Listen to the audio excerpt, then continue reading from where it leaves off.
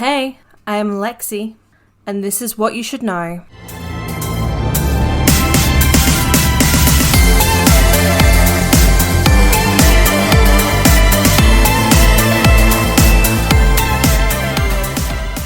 So, a happy Valentine's Day to everyone out there listening. Today I have a very heartwarming, beautiful love story about a husband and wife. I'm kidding, it's not. I actually have a wild one for you today, but before I jump into it, I would like to put forward that this episode contains distressing and religious themes. This is definitely not appropriate for children, although I'm not sure if you allow children to listen to true crime. I mean, you might. Let me know. Shoot me an email. whatyoushouldknowaustralia@gmail.com. Do you let your children listen to true crime? But I digress. I'm pretty early on too. Sorry about that.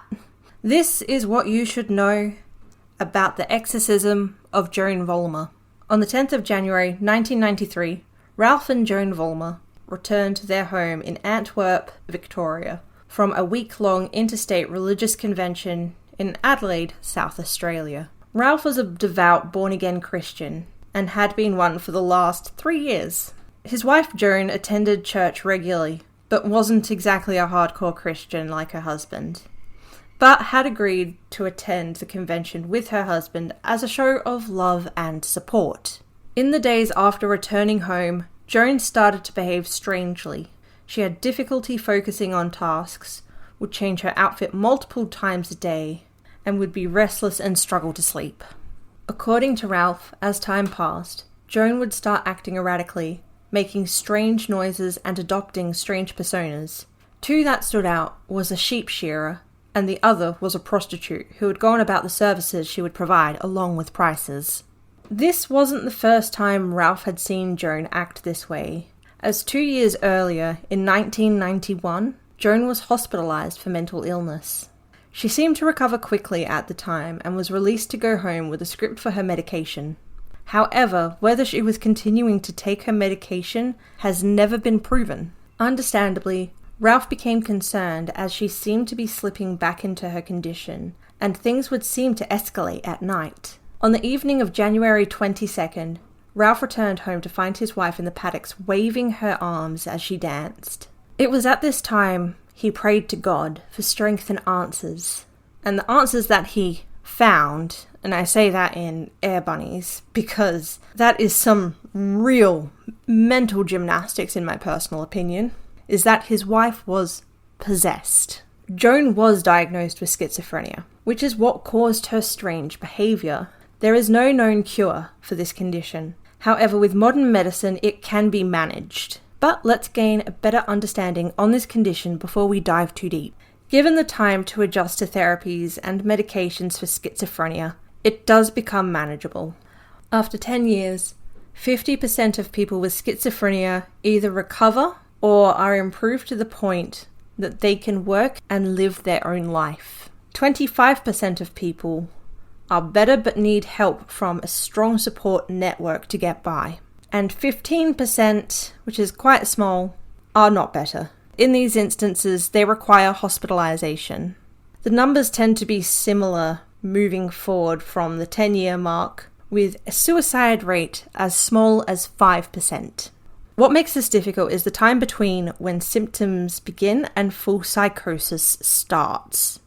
This can be days, weeks, or even years.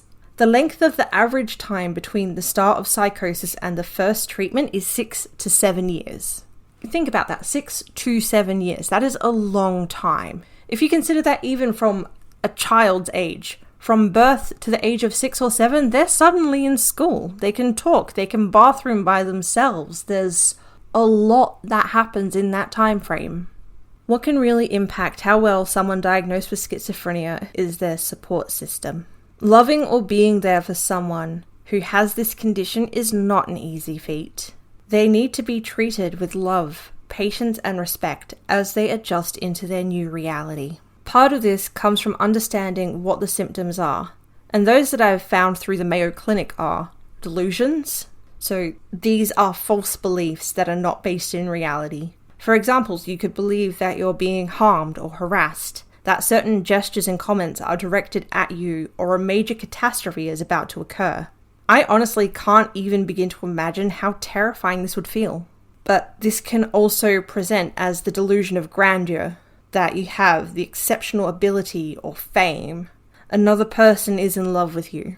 Delusions occur in most people with schizophrenia. However, not all of them. Hallucinations is another one. These usually involve hearing or seeing things that don't exist. Yet for the person with schizophrenia, they have the full force and impact of a normal experience. Hallucinations can be in any of the senses, but hearing voices is the most common.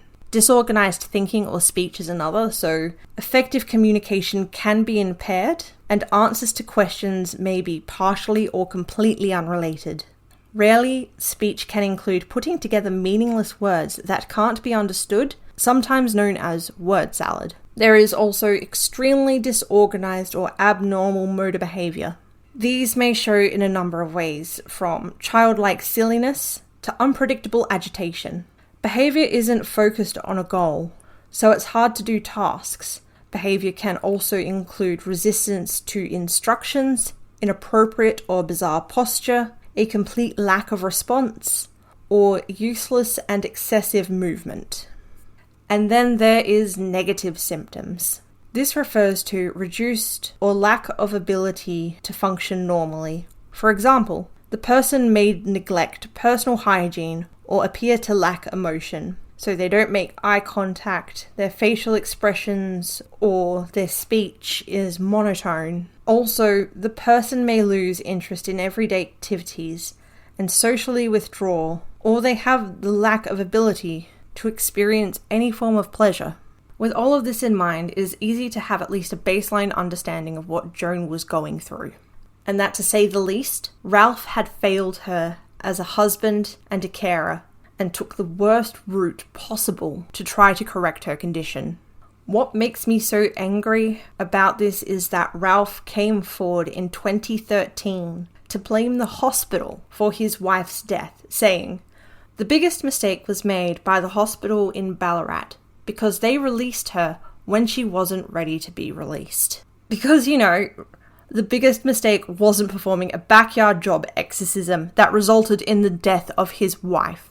Good job, Ralph. I hope you can sleep well at night. But I will rein that anger in, because you still need to know more facts and what actually happened. As for exorcisms, I shall cover what they are generally supposed to be. Namely, so you can see the horrors that unfolded in complete clarity. A lot of people will know what an exorcism is due to pop culture. Most famous movies, such as The Exorcism and The Exorcism of Emily Rose, and TV shows like Supernatural and Evil, which are more accurate, as in that show they evaluate the person before they perform any form of exorcism. Exorcism is the religious or spiritual practice of evicting demons, jinns, or other spiritual entities from a person or an area that is believed to be possessed. Depending on the spiritual beliefs of the exorcist, this may be done by causing the entity to swear an oath, performing an elaborate ritual, or by simply commanding it to depart in the name of a higher power. The practice is ancient, and part of the belief system of many cultural religions. In Catholicism specifically, exorcisms are performed in the name of Jesus Christ. There is a distinction made between formal or solemn exorcism, which can only be conducted by a priest during a baptism, or with the permission of a bishop, and prayers of deliverance, which can be said by anyone. And then there is the Catholic rite for a formal exorcism. This is called a major exorcism. The ritual lists guidelines for conducting an exorcism and determining when a formal exorcism is required. Priests are instructed to carefully determine the nature of the affliction and ensure that it is not actually psychological or a physical illness before proceeding, which is something Ralph failed to do. Sorry. I'm just very angry at what he did. In the Catholic practice, the person performing the exorcism is an ordained priest known as an exorcist. The exorcist recites prayers according to the rubrics of the rite, and may make use of religious materials such as icons, sacramentals, and relics. The exorcist invokes God, specifically the name of Jesus Christ, as well as members of the church triumphant and the Archangel Michael to intervene on the exorcism. So during these rituals, the exorcist will pray, splash holy water, or gently press a religious artifact, such as a crucifix or rosary beads, against the skin of the person who is considered to be possessed. But as it is stated, they make sure the person requires an exorcism by ensuring that they do not have any illnesses that could be causing this strange behavior first. It would have saved Joan's life for them to go to an actual exorcist, as they would have evaluated her and she could have received professional help, which means she wouldn't have died at the age of 49. 49 is a ridiculously young age to die because of someone else's negligence. But again, I am going to get off my soapbox because I am here for facts. You're not here for my anger. Or you might be, I don't know. Again, shoot me a message, let me know. So now that I've given you the basis of her condition and what is actually supposed to happen in an exorcism, we can now proceed with what actually happened. So Ralph tried tying Joan to a bed and then locked her in the basement of their home. Joan put up a hell of a fight and kept either escaping or screeching so loudly that Ralph couldn't sleep. And to that I say good. I hope he can't sleep. Finally, he did the only thing he could think to save his wife. He called his neighbour, John Reichenbach, the leader of the local Christian fellowship. John and his wife, Leanne, came as quickly as they could, and in their infinite wisdom, with air bunnies, and a thick layering of sarcasm, agreed with Ralph that Joan was clearly the victim of a violent possession by a number of demons. How many demons, you may be asking? Well, according to John, Joan was possessed by 10 demons. Needing more collaboration still, John called for Leah Clugston, the leader of their church. Now, let me tell you about Leah. She had started her own church after being expelled from the Lutheran church, which I might add isn't an easy feat, for excessive diagnosis of possession. Suffice to say, she's probably going to have a biased opinion on this, and I am pretty sure you can guess this, but she agreed that Joan was possessed. Because I am sure if you went to her with any symptoms, much like Google MD telling you have cancer, she's going to tell you it's demons. What's that? You have a cold? Are you pregnant? No? Demons. John read a few passages aloud from the Bible to the struggling Joan. But as he allegedly had more pressing matters to attend to, like maybe not committing false imprisonment, he left. He left Ralph and Leanne to watch over Joan. As soon as John left, Ralph and Leanne set to work, tying Joan down again, and decided to withhold food and water from the demons inside her. And incidentally, from Joan too. I mean, I don't know if you know this, but if you starve someone and force them to become dehydrated, whatever is inside them sure will die. But so will they. While Joan complained of hunger and thirst, Leanne and Ralph prayed, getting progressively louder when she began to beg. This horrifying abuse continued for days. Ralph and Leanne decided this treatment was working. As Joan became malnourished and dehydrated, it was clear proof that she was fighting the demons off, but felt the demons fought determinedly as Joan screeched aggressively and struggled against the bonds. Because, malnourishment, screeching, screaming and crying because you're being rejected the opportunity to actually nourish your body is signs of possession still. As I went through this, I started to get more and more convinced that these people were mentally ill, and the woman who had schizophrenia just needed a hospital stay and some new medication, and maybe a little less religion. It was at this point Ralph and Leanne admitted to each other that they needed help. Unfortunately, they weren't talking about psychological help that they obviously desperately needed. And thus, they reached out to David Klinger, another member of the church. They felt the demons were fighting and had far more strength than Ralph anticipated, and hoped David would provide another pair of hands to remove these demons. The three of them set their minds to the task, and, ignoring Joan's pleas, they tightened the restraints, praying incessantly. Days without nourishment were taking their toll on Joan. As she started to fade in and out of consciousness, the three took turns, slapping her in the face hard. And would you believe it? Strangely, this treatment seemed to be having no effect on these quote-unquote demons, which were now causing Joan to sob and beg and abuse her attackers. Because, that had nothing to do with the fact that they were now physically abusing her while starving her. Her husband, Ralph, said he knew this was no longer his wife, and as such, felt no remorse for beating the demons out of her. And shockingly, this wasn't working. Thus, they decided to call in, you guessed it, more reinforcements. This time, they reached out to Matthew Nuske, a 23-year-old veteran of exorcisms. Can a 23-year-old be a veteran of anything outside of maybe working the job they got as a teenager? Matthew promptly sized up the situation and sent the others into town to fetch cling wrap and olive oil. When they returned, he blessed the oil and ordered everyone to douse themselves in it, while he then circled the house 7 times with the wrapping, sealing the doors and windows to prevent any new demons from entering. I think while nothing else in this has made any logical sense so far, this is by far the most confusing for me. He sealed the doors and windows with cling wrap, as if that would somehow prevent powerful demons from entering. And keeping the ones that were inside fresh for lunch tomorrow? I don't know, it makes no sense. He then ordered all of Joan's belongings to be destroyed, in case any demons were hiding within. They then obliterated Joan's flower beds and greenhouse, which could be home to any demons waiting to attack. Even if you go through the warped reality that is this poor woman was possessed, it would make more sense to keep her items and use them to help her regain strength against these demons, rather than crushing her morale by destroying her belongings.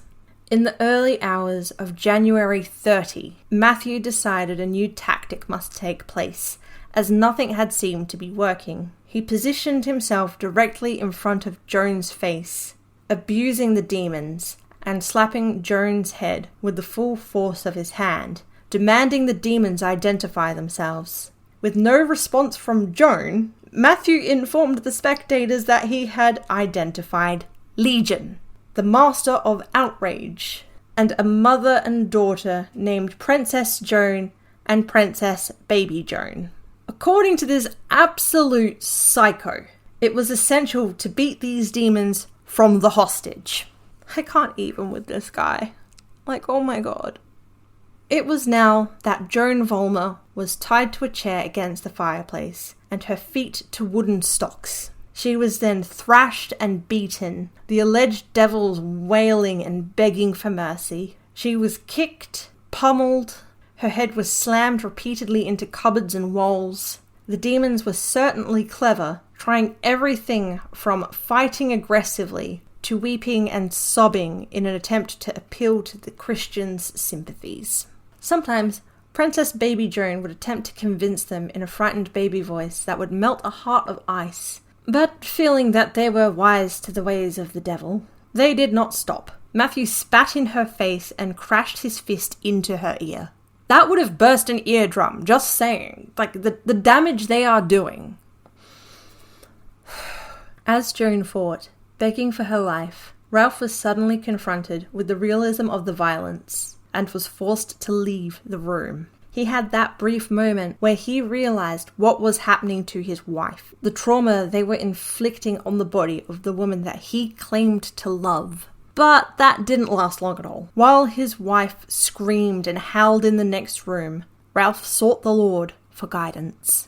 And God assured him, through the voices of Leanne, David, and Matthew, that they were doing the right thing. Joan was not being hurt. Only the demons using her body. They were saving her life. Praise be! What a load of crap. Ralph nodded and returned to the room with the others. Joan looked up at her husband. Her love, through tears mixed with blood, He then promptly smashed her face in with the Bible. I cannot back it up with facts, but if there was any of her left at this point, I imagine this would have been the final moment where her heart would have broken. Can you even begin to imagine that? All that trauma, and you look to your husband, the person who's supposed to love and protect you, and this is what they do. At long last, the demons seem to have exited their host, departing in blood, urine, and feces that poured from Joan. By noon, Matthew stated only Princess Joan and Princess Baby Joan remained, huddled in Joan's stomach, and that they had to be taught a lesson. Joan's battered, bruised, and exhausted body was moved to the bedroom, where she was held down, while Leanne sat on her stomach and bounced up and down, trying to shift the demons, and probably causing more irreversible soft tissue damage. At this point, it was established that the demons had moved to her chest. Thus, Leanne and Matthew took turns pulverizing her breasts and beating around the neck and head. Matthew pumped on Joan's throat, screeching Bible verses into her face. Every time Joan closed her eyes, he pried them open again with his thumbs, doing severe damage to her eyes. After 2 hours, the two demons were just hanging on to Joan's tongue. While the others held her down, Matthew pried Joan's jaw open so wide that it almost dislocated, giving the demons enough room to escape. And if that wasn't painful enough, he held her jaw like this for an hour, ignoring the demon's attempt to sway him, with the tears flowing down Joan's face and the gurgling sound that came from her throat. And then it all went quiet. The thrashing and moaning stopped. Joan was still. A hissing and groaning rose from the depths of Joan's body, until there was only silence. Joan was finally dead, free from the torture being inflicted on her. While the others celebrated, Ralph pointed out that his wife had no pulse and wasn't breathing. Matthew, the complete psychopath, then jovially assured him that this was perfectly normal and that she would awaken shortly as the wife that Ralph knew and adored.